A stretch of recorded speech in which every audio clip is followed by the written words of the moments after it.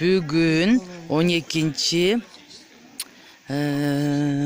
sentyabr 2020 yıl.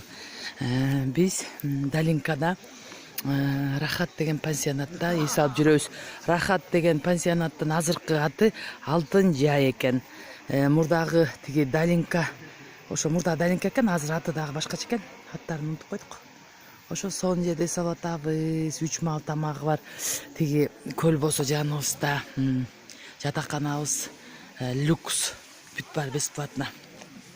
Кудайга даңк. Иштеген жумуштан 7 күнгө эме берилген путевка. Мика мен кара. Мира сиңдим экөөбүз келип 3,5 күндөн эс алып кетип атабыз. Кудайга рахмат. Шу күндү берген Кудайыбызга рахмат. Бул күндү дагы Кудай бергендерге берет.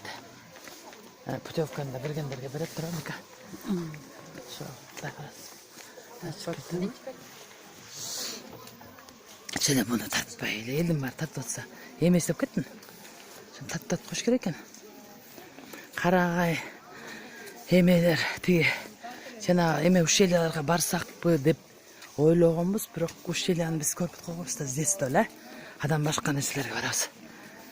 Бара турган жерлер толтура. Ошол сон эме Сен тартайын. бактары көрөт анан. Бияка.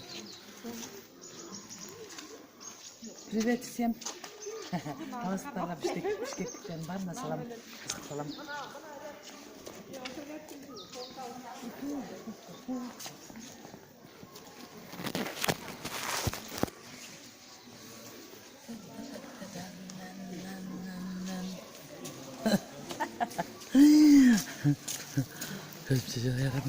Şimdi tatlı öpçe, kölden de şimdi tatlı